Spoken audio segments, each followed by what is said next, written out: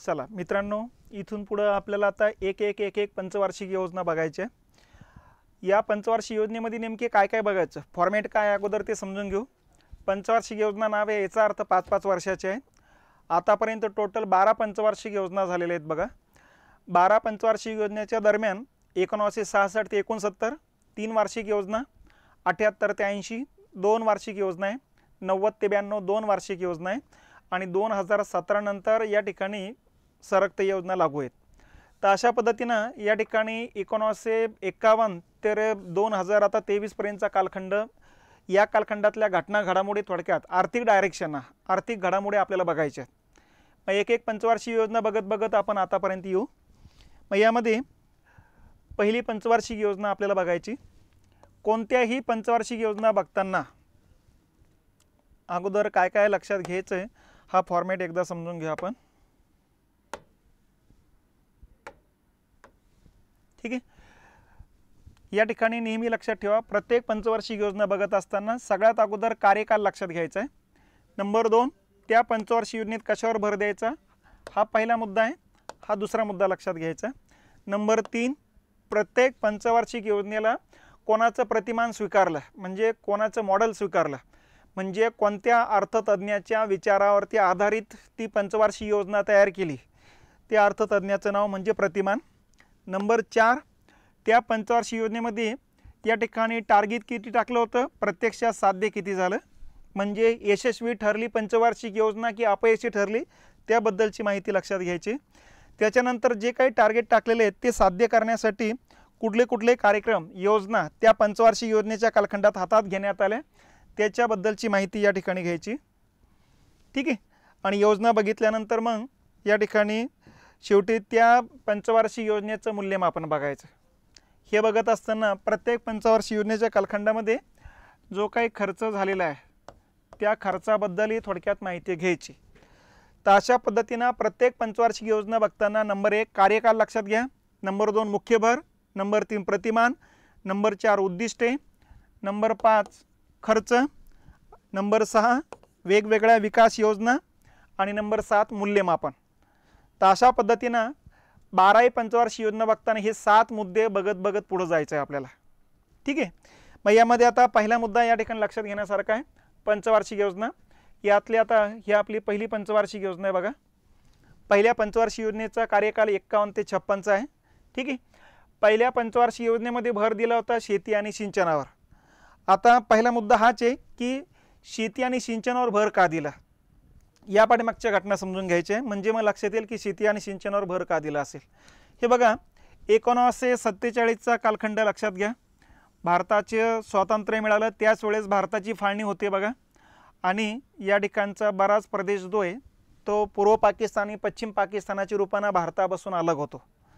मग याचा परिणाम काय होतो, याचा परिणाम हा होतो की जो सुपीक पट्टा होता कृषी उत्पादनाचा, म्हणजे आता इकडे पंजाबचा हा गव्हाचा उत्पादनाचा पट्टा आहे, सिंधचा कापूस उत्पादक पट्टा आहे, इकडचा बांगलादेशचा जो आहे तो या ठिकाणी तांदूळ आणि तागाचा उत्पादक पट्टा आहे।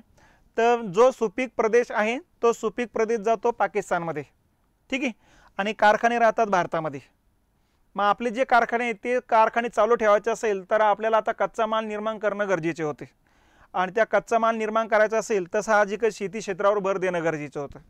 तर हे पहिलं कारण आहे की यामुळं पहिल्या पंचवार्षिक योजनेमध्ये शेतीवरती भर दिलेला आहे, नंबर 1। नंबर 2चा मुद्दा असा आहे की भारतामध्ये या ठिकाणी लोकसंख्या राहिली जास्त आणि पाकिस्तानमध्ये लोकसंख्या राहिली कमी।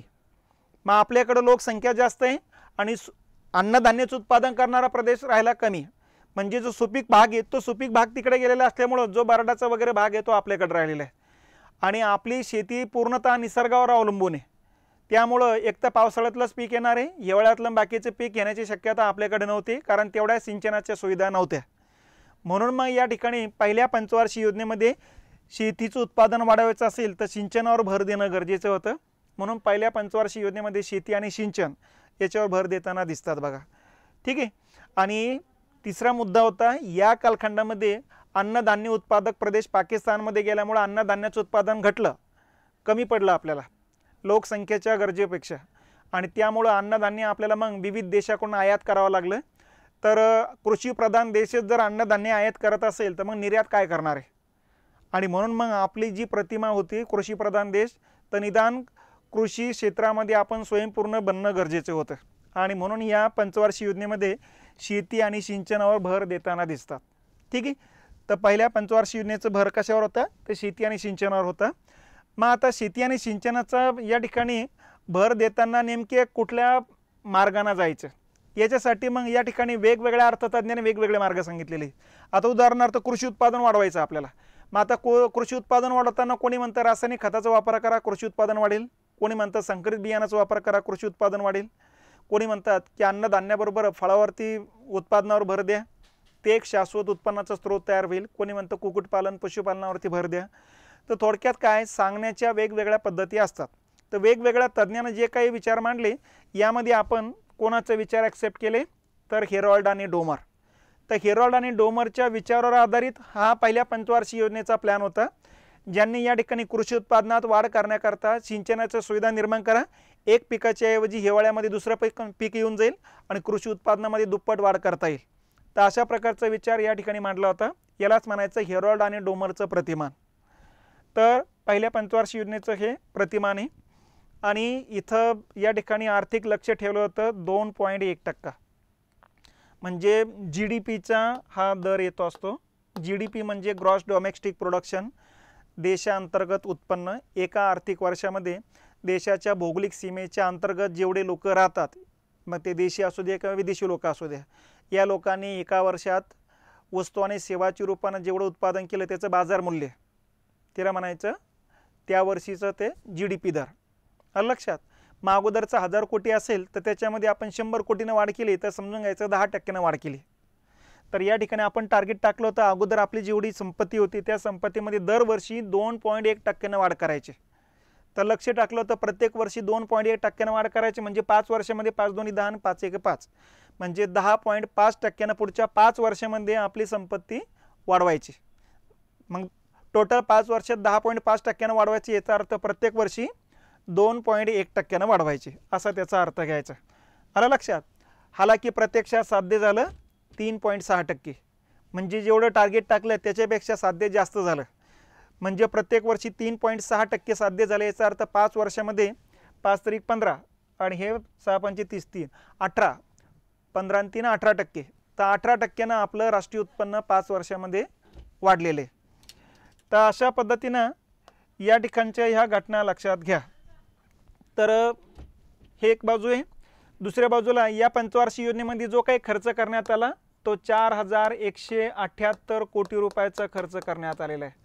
आता हा जो खर्च आहे सरकारी आणि खाजगी दोन्हीचं मिश्रित हा खर्च येतोय.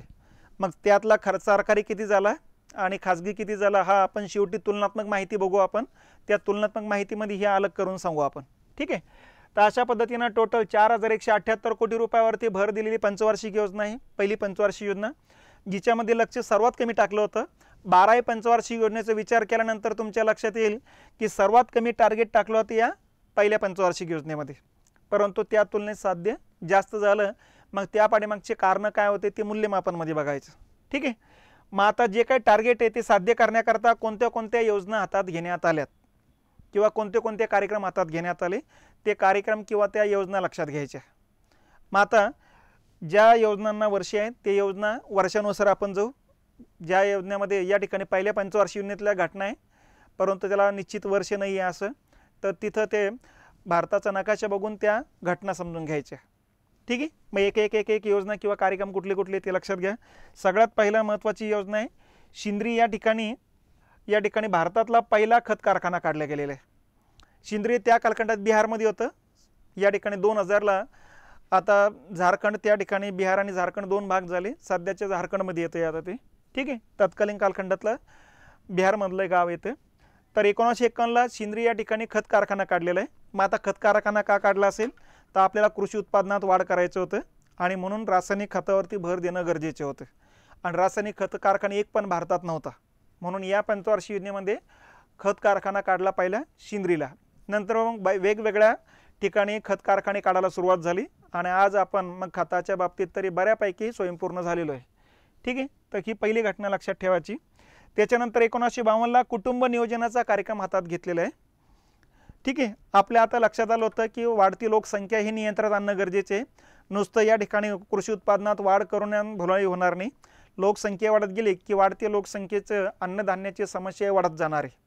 आणि म्हणून 1952ला आपण कुटुंब नियोजनाचा कार्यक्रम हातात घेतलेला आहे. तर अशा पद्धतीनं कुटुंब नियोजनाचा कार्यक्रम हातात घेतलेला जगातला पहिला देश भारत आहे. आणि भारतानं पहिल्या पंचवार्षिक योजनेत हातात घेतला. आणि पहिल्या पंचवार्षिक योजनेत कोणत्या वर्षी हातात घेतला तर 1952ला हातात घेतलेला आहे. ठीक आहे, आता कुटुंब नियोजनाचा कार्यक्रम मुद्दा आला तर आता हा काठाला नेऊन टाकायचा. बघा कसा कुटुंब नियोजन कार्यक्रमाला सुरुवात झाली 52ला. लहान कुटुंबावर भर देणारा कार्यक्रम होता.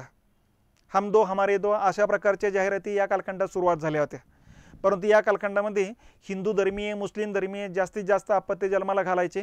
कारण हिंदू धर्मीय अष्टपुत्रोती भव आशीर्वाद द्यायचे. त्यामुळे साहजिकच त्यांनाही वाटायचे की 7-8चं आपल्याकडं टार्गेट आहे. तर तेही ह्या ठिकाणी काही लोकसंख्या नियंत्रणात राहत नव्हती. याच्या पाठीमागचे कारण काय होते? अगोदरच्या कालखंडात जर बघितलं तर जन्मदरही जास्त होता आणि मृत्यूदरही जास्त होता. नव्हे, मृत्यूदर जास्त असल्यामुळे जन्मदर आपण जास्त केला होता. निदान 7-8 जन्माला घातले तर 1-2 तरी जिवंत राहील. कारण दरवर्षी पटकी कॉलरा प्लेग यांच्या साथीच्या साथी यायच्या आणि गावाचे गावं नष्ट व्हायचे. तर त्यामुळं मग जन्माला जास्त घालण्याच्या पद्धती सुरू झाल्यात. ठीक आहे, आणि मृत्यूदर जास्त असल्यामुळे जन्मदर जास्त होतं. आणि आता वेगवेगळ्या औषधं आलेले आहेत, वेगवेगळ्या आरोग्याच्या सुविधा निर्माण झाल्यात. आणि आरोग्याच्या सुविधा निर्माण झाल्याचा परिणाम मृत्यूदर झपाट्याने कमी झाला. पण जन्मदर तसाच राहिला आणि मृत्यूदर कमी झाल्यामुळे यातला गॅप वाढला लक्षात. आणि त्यामुळे साहजिकच लोकसंख्या भरमसाठ वाढायला लागली होती. बघा, आणि वाढत वाढत 1971च्या दशकामध्ये 1961 ते 71 या दशकामध्ये लोकसंख्या वाढीचा दर आपला 25.80% गेला, जो आतापर्यंतचा सर्वाधिक लोकसंख्या वृद्धी दरचा तो दशक मानले जाते. ठीक आहे, आणि म्हणून या ठिकाणी हा कार्यक्रम हातात घेतला होता की लोकसंख्या नियंत्रित करावी. मग कुटुंब नियोजन कार्यक्रमाला सुरुवात होते 1952ला. त्याच्यानंतर 1956ला हा कार्यक्रम दुसऱ्या पंचवार्षिक योजनेच्या कालखंडामध्ये याचं नामकरण बदलतात. कारण लोकांची भावना आहे की लहान कुटुंबावरती भर देऊ लागले ते, म्हणून लोक नाराज होत चालले होते. म्हणून याचं नामकरण बदललं. कुटुंब नियोजनाच्या ऐवजी कुटुंब कल्याण असं नामकरण केलं 1956ला. म्हणजे भारत सरकारनं सांगायला सुरुवात केली की कुटुंबाचं कल्याण करणे आयुर्मान वाढवण्यासाठीचा हा डिपार्टमेंट आहे, हे डिपार्टमेंट आहे किंवा हे कार्यक्रम आहे. बघा, तर म्हणून एक वेळेस प्रश्न होता की कुटुंब नियोजनाचे कुटुंब कल्याण कार्यक्रम असे नामकरण केव्हा झाले तर दुसऱ्या पंचवार्षिक योजनेच्या कालखंडात झालं, 1956ला झालं. त्याच्यानंतर हा कुटुंब कल्याण कार्यक्रम 1966ला या ठिकाणी झडपीकडे देण्यात आलेला आहे. ठीक आहे, कारण केंद्र सरकारकडून राज्याकडे, राज्याकडून जिल्ह्याकडे, जिल्ह्याकडून तालुक्याकडे, नंतर गावाकडं असं जाता जाता कुटुंब कल्याण कार्यक्रमाचा बराच पैसा जो मधल्यामध्ये गडप व्हायचा. आणि म्हणून लक्षात आलं की डायरेक्ट झडपीला पैसे देऊन झडपीमार्फत राबवलेलं चांगलं आहे. म्हणून 1966ला कुटुंब कल्याण कार्यक्रम जिल्हा परिषदेकडे देण्यात आला आहे. आणि मग जिल्हा परिषद त्या कार्यक्रमाची अंमलबजावणी करते. बघा, ठीक आहे. आणि पुढे 1971ला मी सांगितलेलं आहे की सर्वाधिक लोकसंख्या वाढीचं दशक होतं, सर्वात वृद्धी दर झाली होती 1971ला. आणि मग इंदिरा गांधींच्या लक्षात आलं की आता ठोस कार्यक्रम या ठिकाणी कुटुंब नियोजनाबद्दल हातात घेणं गरजेचं होतं. यातच पुढे 1975ला 25 जूनला इंदिरा गांधीने आणीबाणी लादलेली आहे. बघा, आणि ज्यावेळेस आणीबाणी लावली त्यानंतर मग त्या आणीबाणीच्या कालखंडामध्ये त्यांचा मुलगा संजय गांधीनं या ठिकाणी कुटुंब नियोजनाच्या कार्यक्रमाला हात घातला. आणि भारतभरातल्या सर्व डॉक्टर लोकांना कुटुंब शस्त्रक्रिया करण्याचे टार्गेट देऊन टाकले. त्यांनी सूचना केल्या होत्या की 2 अपत्य झाले असेल तर त्यांच्या शस्त्रक्रिया करून टाका. आणि असे टार्गेट देऊन टाकले की प्रत्येक डॉक्टर लोकांनी किती कुटुंब शस्त्रक्रिया करायच्या म्हणून. मग आता डॉक्टर लोकांची संख्या या ठिकाणी जर बघितली आणि कधी कधी गावातल्या 2 अपत्यापेक्षा अधिक अपत्य असलेल्या लोकांची संख्या जर बघितली त्याच्यामध्ये ताळमेळ बसत नव्हता. मग टार्गेट कंप्लीट करण्याच्या नावाखाली बऱ्याच डॉक्टर लोकांनी लग्न न झालेल्या लोकांच्याही शस्त्रक्रिया करून टाकल्यात. त्याच्यानंतर जे 60-65 पार झालेले वृद्ध लोक आहेत त्यांच्याही शस्त्रक्रिया करून टाकल्यात. आणि यातून मग इंदिरा गांधींच्या विरोधामध्ये भारतभरामध्ये हिंदू असू द्या किंवा मुस्लिम असू द्या किंवा ख्रिश्चन धर्मीय असू द्या या सगळ्यांच्या मनामध्ये राग निर्माण झाला. आणि म्हणून पुढं इंदिरा गांधींनी हा राग कमी करण्याकरता 1976ला पहिले लोकसंख्याविषयक धोरण मांडलेले. तर लोकसंख्याविषयक धोरण 2 आहेत, यातलं पहिले 76चं आहे आणि दुसरं लोकसंख्याविषयक धोरण 2000चं आहे. मग पहिले लोकसंख्याविषयक धोरण इंदिरा गांधींनी मांडलेलं आहे या धोरणामध्ये त्यांनी मग या ठिकाणी हा धोरणाचा सरकारचा जो काही धोरणाचा कार्यक्रम आहे हा मवाळ करून टाकला। म्हणजे 2 आपत्त्यावरती या ठिकाणी लोकांनी थांबावे, त्याच्यानंतर लहान कुटुंबावरती भर द्यावा, वाढत्या लोकसंख्येचे समस्या लोकांसमोर मांडाव्यात अशा प्रकारचं शिक्षण देण्याला सुरुवात झाली। शिक्षणामध्ये लोकसंख्येचा हा मुद्दा समावेश करण्यात आला, जाहिरातीवरती भर देण्यात आला, मुलीचं लग्नाचं वय 18 आणि मुलाचं 21 करण्याचा धोरणात्मक निर्णय घेतला। त्याच्यानंतर कुटुंबाची संख्या नियंत्रित राहण्यासाठी या ठिकाणी गर्भनिरोधक जी साधनं आहेत ती साधनं मोफत या ठिकाणी ग्रामीण भागापर्यंत वाटपाचा कार्यक्रम हातात घेतला। कंडोम्स असू द्या, औषधी गोळ्या असू द्या, हे सगळे। तर अशा पद्धतीनं पहिल्या धोरणामध्ये या ठिकाणी सक्ती करण्यात नाही आली, फक्त सांगितलं या पद्धतीनं या ठिकाणी सगळं व्हायला पाहिजेत। पण मग त्या पद्धतीनं काही झालंच नाही। लोकांच्या मनामध्ये सरकारविषयीचा रोष जो आहे तो पुढे दिसला आणि 77ला या ठिकाणी पहिल्यांदाच काँग्रेसचं सरकार केंद्रामधून पायउतार झालं आणि त्याऐवजी मोरारजी देसाईंच्या नेतृत्वाखाली जनता पार्टीचं सरकार स्थानापन्न झालं। म्हणून तिथून पुढे कुठल्याही सरकारनं लोकसंख्येबाबतच्या कार्यक्रमाला हात घातलेला दिसत नाही आणि याचाच परिणाम लोकसंख्या वाढत जाते आणि 11 मे 2000ला भारताची लोकसंख्याने 100 कोटीचा आकडा पार करते आणि आता कुठेतरी लोकसंख्येबद्दल विचार करावा अशा प्रकारची जाणीव आता सगळ्या समाज मनामध्ये झाली, सरकारमध्ये पण झाली।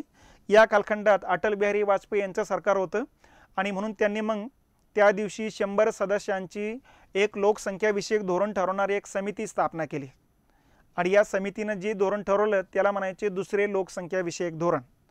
तर दुसरे लोकसंख्याविषयक धोरण या ठिकाणी 2000चे।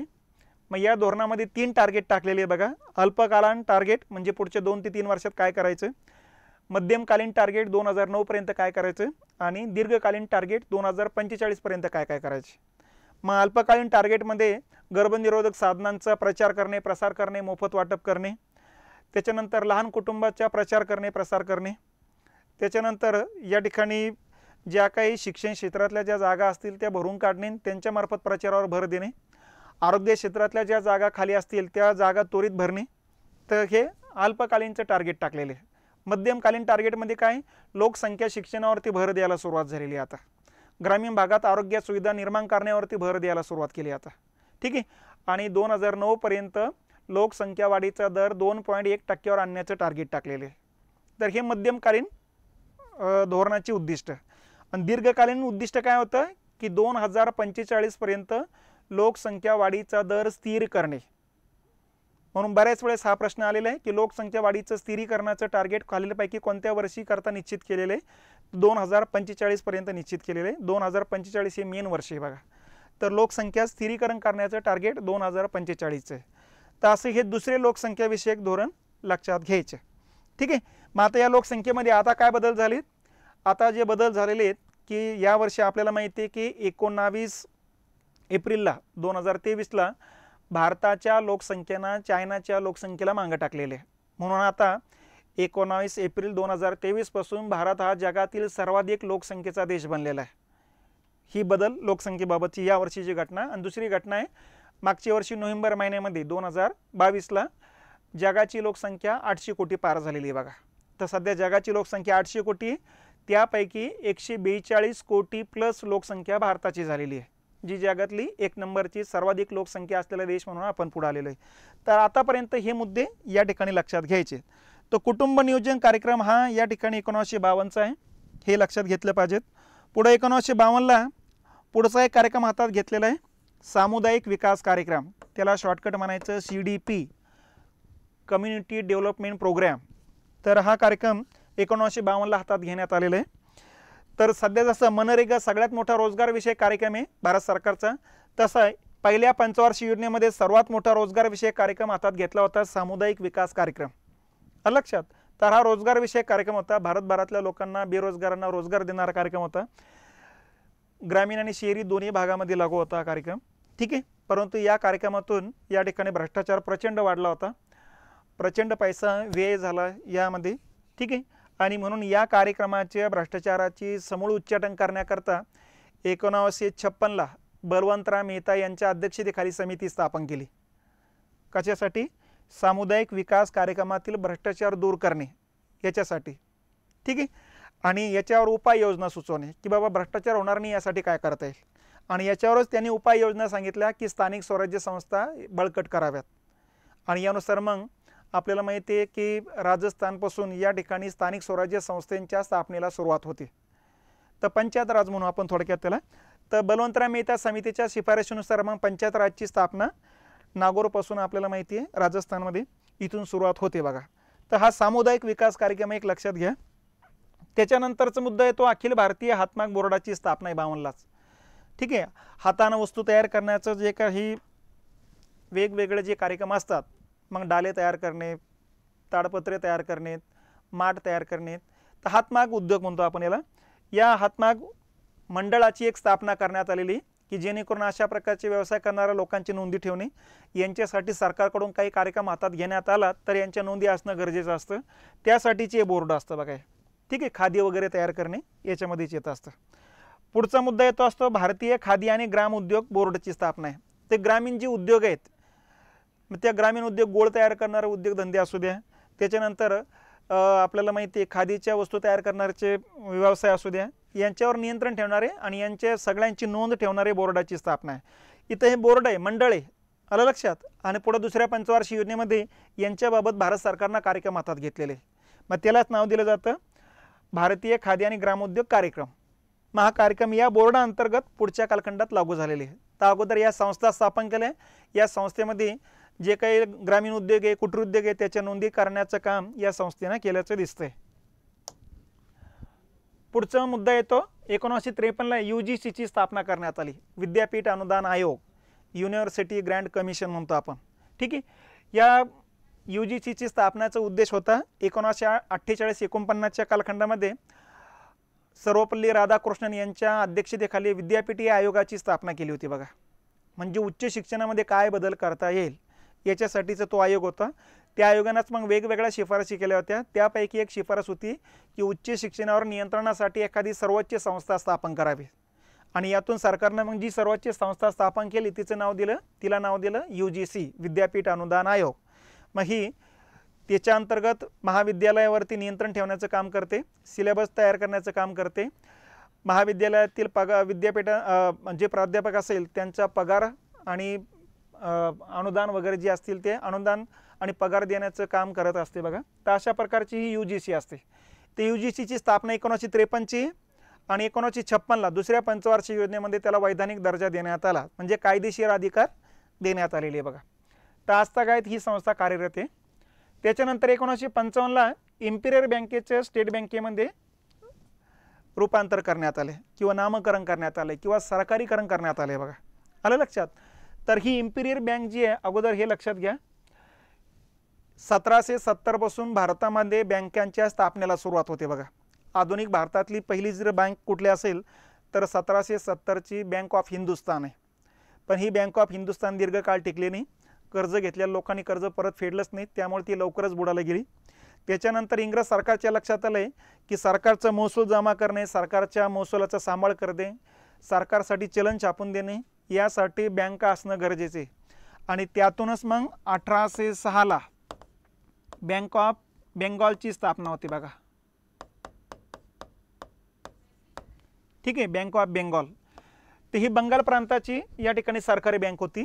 पुढं 1840ला बँक ऑफ बॉम्बेची स्थापना होती मुंबई प्रांतासाठी आणि 1843ला बँक ऑफ मद्रासची स्थापना होती. तर ह्या प्रेसिडेन्सी बँका म्हणतात याला. वेगवेगळ्या प्रांताच्या सरकारच्या बँका होत्या.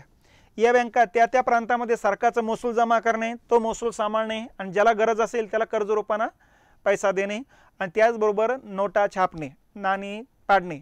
तर हे काम या बँका त्या राज्यापुरतं कामं करत होत्या बघा, म्हणून त्याला प्रेसिडेन्सी बँका म्हणायचं. ठीक आहे. तर सुरुवातीला या प्रेसिडेन्सी बँका होत्या. या प्रेसिडेन्सी बँका सरकारच्या वतीनं काम करत होत्या, व्यापारी बँक म्हणून सुद्धा काम करत होत्या. अशा प्रकारचा कारभार चालू असतानाच बँक ऑफ बेंगॉलचं नोटाचा रंग वेगळा होता, बॉम्बेचा नोटाचा रंग वेगळा, त्यामुळे कन्फ्युजन होऊ लागले. मुंबई प्रांतला व्यक्ती बंगालमध्ये गेला की तो इकडच्या नोटा घेऊन जाऊ लागला, तिकडचे लोक म्हणायचे या डुप्लिकेट आहेत. मग अशा प्रकारचा संभ्रम निर्माण झाला बघा. मग हा संभ्रम मिटवण्याकरता सरकारनं काय केलं, 1921ला या तिन्ही बँका विलिनीकरण करून एकच बँक काढली, ज्याला नाव दिलंय इम्पिरियल बँक. तर इम्पिरियल बँकेची स्थापना आहे मग 1921ची. ठीक आहे. मग इम्पिरियल बँकेचं काम पहिल्यासारखंच. आता फक्त एकच बँक बनली, ती नोटा छापणे, नाणी पाडणे, सरकारचा महसूल जमा करणे, सरकारसाठी कर्ज उभारून देणे आणि लोकांकडच्या ठेवी जमा करून लोकांना गरज असेल तर कर्ज वाटप करणे. इतके काम इम्पिरियल बँक करू लागलीत. मग या इम्पिरियल बँकेकडचा बोजा वाढत चालला आता कामाचा. आणि हा कामाचा बोजा कमी करण्याकरता 1926 मध्ये हिल्टन यंग यांच्या अध्यक्षतेखाली एक कमिटी स्थापन करण्यात आली बघा. कधी? 1926 ला. या हिल्टन यंग समितीनं मग रिपोर्ट दिला आणि त्या रिपोर्टमध्ये सांगितले की सरकारसाठी काम करण्यासाठी एक स्वतंत्र मध्यवर्ती बँक स्थापन करावी जी लंडनच्या बँक ऑफ इंग्लंडच्या धर्तीवर असेल. आणि यातून मग 1934 मध्ये सरकारनं RBIच्या स्थापनेचा अधिनियम संमत केला. रिझर्व्ह बँक ऑफ इंडिया या बँकेच्या स्थापनेचा अधिनियम संमत केलेला आहे 1934 मध्ये. आणि या अधिनियमाची प्रभावी अंमलबजावणी झाली 35 मध्ये. आणि त्यानुसार मग 1 एप्रिल 1935 ला रिझर्व्ह बँक ऑफ इंडियाची स्थापना होते. आणि तिथून पुढं रिझर्व्ह बँकेकडे मग सरकारचा महसूल जमा करणे, त्याच्यानंतर सरकारसाठी कर्ज उभारून देणे, तर हे सगळं काम या ठिकाणी रिझर्व्ह बँक ऑफ इंडिया करू लागले. नोटा छापून देण्याचं काम करू लागले. म्हणजे इम्पिरियल बँकेकडचं सगळं मेजॉरिटी काम RBIकडे गेलं. मग इम्पिरियल बँकेकडे कुठलं काम राहिलं? लोकांकडचा महसूल जमा करणे, लोकांकडच्या ठेवी जमा करणे आणि ज्याला गरज आहे त्याला कर्ज वाटप करणे. आलं लक्षात? आणि नंबर 2, ज्या ठिकाणी RBIची शाखा नाही आहे त्या ठिकाणी RBIच्या वतीनं सरकारचा महसूल जमा करणे आणि RBIकडे देणे. तर असे कामं या ठिकाणी इम्पिरियल बँकेकडे राहिले. आणि ही बँक मग भारतभरात प्रसारित झालेली होती. कारण बंगाल प्रांत, मुंबई प्रांत, मद्रास प्रांत या सगळ्या प्रांतामध्ये बरोबरच मग बाकीच्या प्रांतात याच्या शाखा भरपूर काढल्या गेल्या होत्या. पुढं 47 ला भारताला स्वातंत्र्य मिळतं बघा. आणि स्वातंत्र्यानंतर मग या ठिकाणी 1952 ला ग्रामीण भागातील बँकांचा विस्तार करण्यासाठी काय करता येईल, ग्रामीण भागातील कर्ज वितरणासाठी काय करता येईल म्हणून ग्रामीण पतपुरवठा एक समिती AD गोरवाला यांच्या अध्यक्षतेखाली स्थापन केल्या जाते. आणि या गोरवाला समितीनंच मग सांगितलं की इम्पिरियल बँक ताब्यात घ्या, कारण भारतभरात प्रसारित झालेली हीच बँक आहे. या बँकेवर आपलं नियंत्रण आलं तर ग्रामीण भागामध्ये पतपुरवठा करणं सोपं जाईल. आणि यातून मग 1 जुलै 1955 ला भारत सरकारनं इम्पिरियल बँकेचे जवळपास 92% शेअर्स RBI खरेदी करते आणि सरकारचं सरकारीकरण करून टाकते. याचं लक्षात? तर हिचं सरकारीकरण झालेलं आहे, राष्ट्रीयकरण नाही. 100% शेअर्स खरेदी केले असते तर मग राष्ट्रीयकरण म्हटलं गेलं असतं बघा. पण 51% अधिक शेअर्स हे म्हणजे सरकारीकरण करण्यात आले. तर 92% शेअर्स घेतले, 8% खाजगी व्यक्तीकडेच राहिलेले आहेत. तर अशा पद्धतीनं हिचं सरकारीकरण करण्यात आलं होतं. आणि सरकारीकरण केल्यानंतर मग या बँकेचं नाव ठेवलं मग स्टेट बँक ऑफ इंडिया. आलं लक्षात? SBI शॉर्ट फॉर्म या नावाने ही बँक ओळखली जाते. आणि याच वेळेस दुसरा निर्णय घेतला की भारतातल्या ज्या संस्थानिकांच्या बँका आहेत त्यापैकी 8 मोठ्या संस्थानिकांच्या बँकांचंही याच्यामध्ये विलिनीकरणाचा निर्णय घेऊन टाकला. मग 8 मोठ्या संस्थानिकांच्या बँका कुठल्या होत्या? तर पंजाबमध्ये जर बघितलं तर पातियाळा होती. मग हिला स्टेट बँक ऑफ पातियाळा असं नाव देण्यात आलं आणि तिचं या ठिकाणी सहयोगी बँके म्हणून रूपांतरित करण्यात आली. त्याच्यानंतर राजस्थानमध्ये Jaipur, state bank of Jaipur असं नाव पडलं. मग त्याच्यानंतर Bikaner, state bank of Bikaner. त्याच्यानंतर सौराष्ट्र गुजरातमध्ये, state bank of Saurashtra. Number 5 Indore, state bank of Indore. Number 6 Hyderabad, state bank of Hyderabad. ठीक आहे. Number 7 Mysore, state bank of Mysore.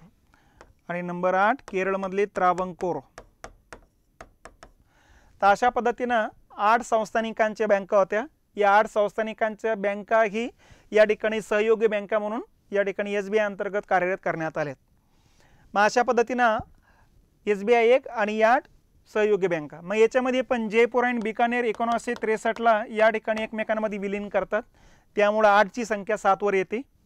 त्याच्यानंतर 2008 ला स्टेट बँक ऑफ सौराष्ट्राचं SBI मध्ये विलिनीकरण होतं. 2010 ला स्टेट बँक ऑफ इंदोरचं SBI मध्ये विलिनीकरण होतं. आणि उरलेल्या सर्व बँकांचं मग 2017 ला विलिनीकरण होतं.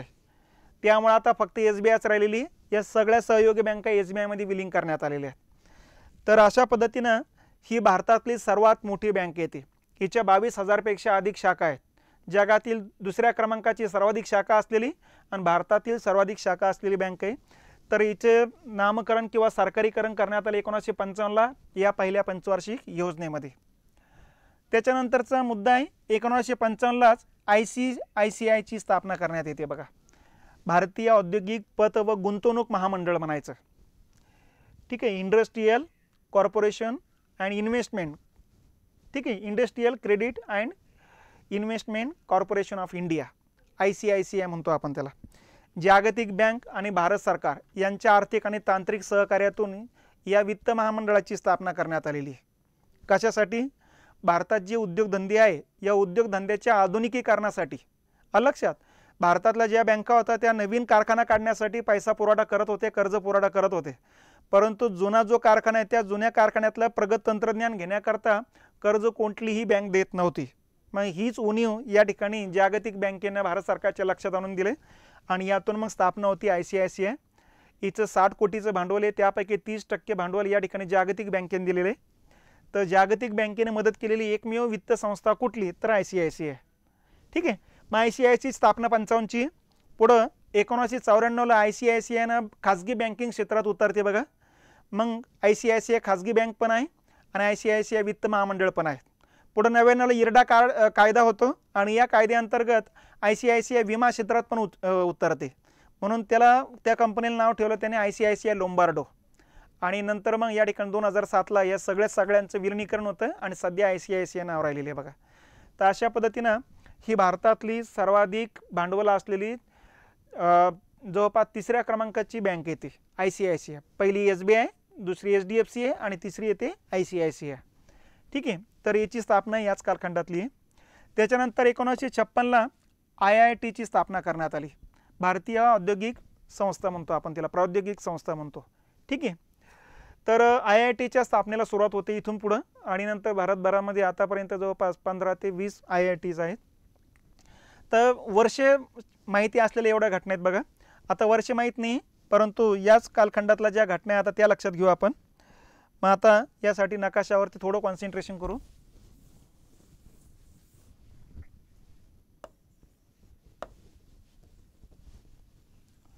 भारताचा नकाशा आहे। मग यामध्ये या पंचवार्षिक योजनेमधल्या महत्त्वाच्या घटना कुठल्या कुठल्या आहे?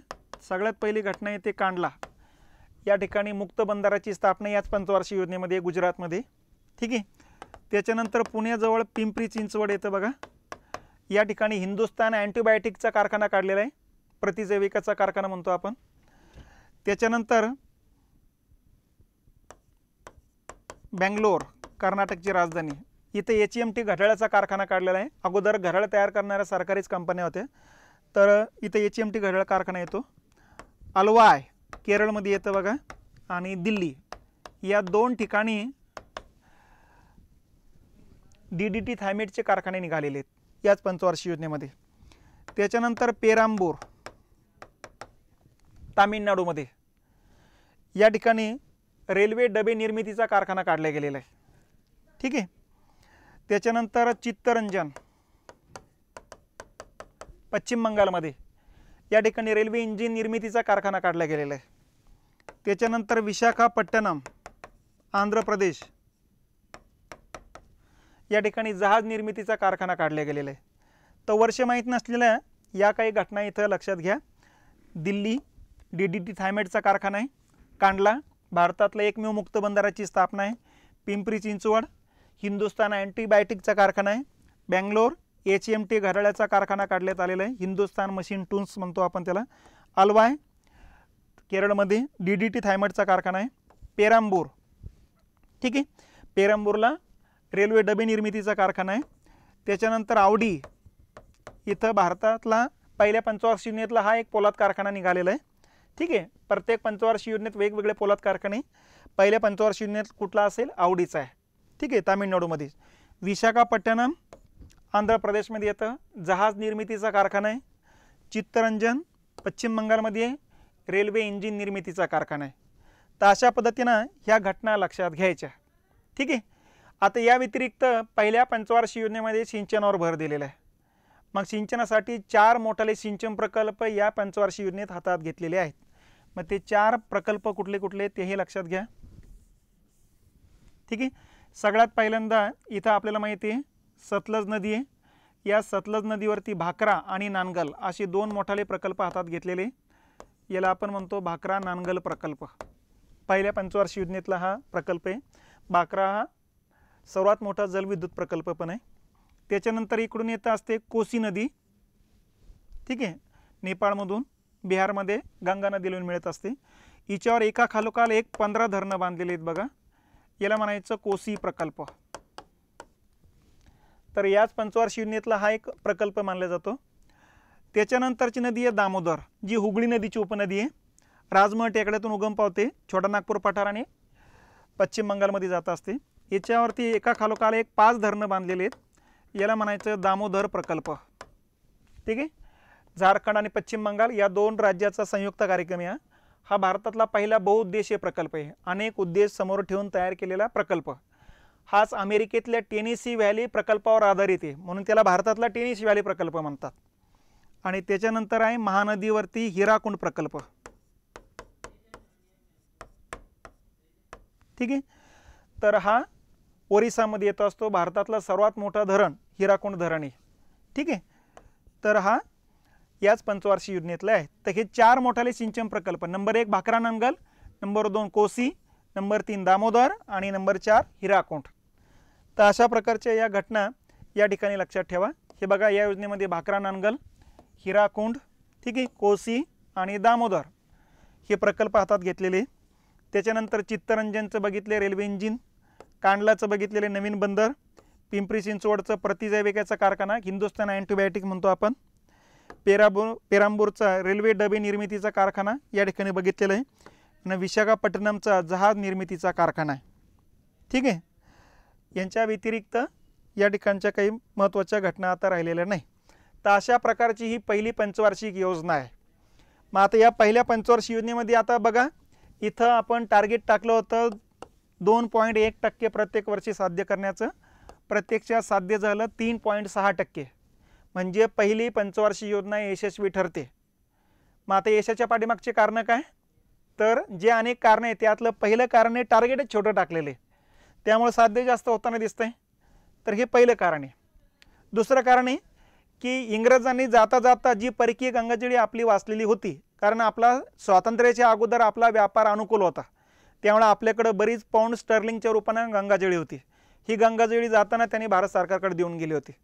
त्यामुळे पहिल्या पंचवार्षिक योजनेत बऱ्याच कार्यक्रम हातात घेतले, बऱ्याच योजना हातात घेतलेल्या आहेत, त्याच्यासाठी कर्ज काढण्याची गरज नाही पडली आपल्याला, आपल्याकडची परकीय गंगाजळी त्या ठिकाणी कामाला आलेली आहे।